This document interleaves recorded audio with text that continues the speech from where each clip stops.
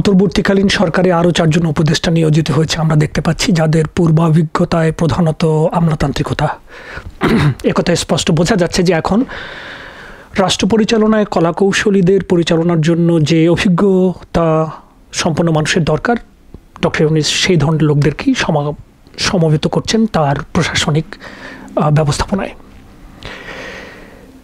যে কথাটি দিয়ে গত অনুষ্ঠান বা গত আলোচনা শুরু করেছিলাম, সেই কথাটিতে আমি ফিরে যেতে চাই। সেটা হচ্ছে এই সরকারের আসলে উদ্দেশ্য বা গন্তব্যটা কী।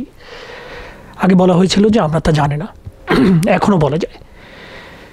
এর মধ্যে প্রায় 1 সপ্তাহ চলে গেছে, একটি শব্দ উচ্চারিত হতে দেখিনি সরকারের পক্ষ থেকে কোনো লোকের যে সামনে একটি নির্বাচন হতে পারে। যদিও স্বরাষ্ট্রমন্ত্রী জনাব শাখাওয়াত এরকম একটি ইঙ্গিত করেছিলেন, কিন্তু মনে হচ্ছে সেটি বিচ্ছিন্ন, সেটি আসলে উদ্দেশ্যমূলকভাবে বলা নয় বা সে ব্যাপারে তাদের কোনো কাজ আছে বলেও মনে হচ্ছে না। জয়, সাবেক প্রধানমন্ত্রী শেখ হাসিনার ছেলে, বলেছেন যে 90 দিনের মধ্যে নির্বাচন। খুবই সন্দেহজনক কথাবার্তা। এই কারণে তাদের সর্বমোট 15 বছরের মধ্যে 10 বছরে 2 বার ভ্রান্তিমূলক জনগণের সমর্থন বা ইনভলভমেন্ট ছাড়া সরকার গঠন করে যারা থেকেছে, তারা যখন 90 দিনের মধ্যে চায়, তখন বুঝতে হবে যে এর ভেতরে সততা নেই। এই আলোচনাটা এখানেই আমি ছেড়ে দিতে চাই। মির্জা ফখরুল বলেছেন যে তারা এই সরকারকে ততদিন সহযোগিতা করবেন যতদিন পর্যন্ত এই সরকার গণতন্ত্রের জন্য কাজ করবে। এর মধ্যেও একটি প্রশ্ন থেকে যেতে পারে, তারা আসলে ততদিন কিভাবে মনে করছেন, সেই ততদিনটা কি হবে? আর গণতন্ত্রের জন্য যে কাজ করছেন তিনি বলবে বা কাজ করছে বলে এই সরকার, তার মানদণ্ডটা কি, তারা কিভাবে দেখবে? আমরা সাধারণভাবে ধরে নিতে পারি তারা দেখবে যে একটি নির্বাচনের প্রস্তুতি চলছে এবং সে অনুযায়ী নির্বাচনের ঘোষণা হচ্ছে, নির্বাচনের সব আয়োজন চলছে এবং দলগুলো পার্টিসিপেট করছে, পরবর্তী নির্বাচনের জন্য সরকার গঠিত হবে, এই সব। কিন্তু এখনো পর্যন্ত সরকার সেরকম কোনো কথা বলেনি।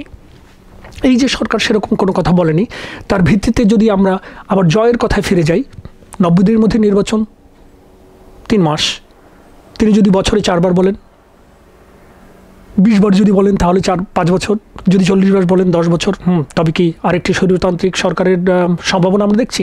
সে ব্যাপারে আমাদের আলোচনা নেই, সে ব্যাপারে আমাদের কথাও নেই। আমি বলছি না তার কোনো সম্ভাবনা আছে, কিন্তু বলছি যে যেহেতু এখনো পর্যন্ত কোনো ফ্রেমওয়ার্ক নেই, সামনে উদাহরণ নেই যে তারা কি ভাবছে বা কি বলতে চায়, সে কারণে আমাদের এই প্রশ্নগুলো থাকবে। খুব জরুরি একটি বিষয় আমার মনে হচ্ছে যে আমাদের আলোচনায় আসা উচিত। আজ পররাষ্ট্র উপদেষ্টা বিষয়ক যিনি প্রধান, সম্ভবত তৌহিদ হাসান, তিনি বলেছেন যে ভারত সরকারের কাছে তারা শেখ হাসিনাকে ফেরত চাইতে পারেন। এটা একেবারে বোমা বিস্ফোরণের মতো অবস্থা। আমার মনে হয় না যে সেই বাস্তবতা তৈরি হয়েছে, এবং আমার মনে হয় না যে এই সরকারের আসলে এই পদ্ধতিতে অগ্রসর হওয়া উচিত। তার কারণ হচ্ছে যে ভারত এমন একটি রাষ্ট্র যার সঙ্গে কূটনৈতিক সম্পর্ক তাদের বহাল আছে। এভাবে রাজনৈতিক বক্তব্য দিয়ে উত্তেজনা সৃষ্টি করার কোনো মানে হয় না। কোন পক্ষকে সন্তুষ্ট করবার জন্য বা কোন পক্ষকে উত্তেজিত করবার জন্য তিনি কথা বলেছেন, এটি তার ব্যাপার। কিন্তু আমার মনে হয় না যে এটা আসলে কোনো যৌক্তিক বা আমি বলবো যে রিজনেবল কোনো আলোচনা। এই আলোচনাটা না করলেই ভালো আপাতত। যদি সেরকম বাস্তবতা তৈরি হয় আমরা তা দেখব। কিন্তু এই যে রাজনৈতিক ঘৃণা বা রাজনৈতিক খুব জটিলতার ভেতরে ডুবে যাওয়া আবার নতুন করে, মনে হয় সেগুলো অ্যাভয়েড করতে পারলে এই সরকারের জন্য ভালো। গতকাল বৈষম্য বিরোধী ছাত্রদের সমাবেশ হয়েছে, সম্ভবত না, হ্যাঁ, তাদের ভেতরে সে সংবাদে দেখা গেল যে বাম দলের যে ছাত্র সংগঠনগুলো তাদের সঙ্গে ছিল তারা অনুপস্থিত। শুধুমাত্র জামাত এবং ছাত্র দলের পার্টিসিপেশনে সেই সভা হয়েছে। সেখানে তাদের যে ভাষায় তারা প্রতিপক্ষকে, বিশেষ প্রতিপক্ষ মানে এখন আওয়ামী লীগ, যে ভাষায় গালাগালি করেছে, তাতে আমরা দেখতে পাই যে এর আগে আওয়ামী লীগ যে ভাষায় তাদেরকে গালাগালি করত একই।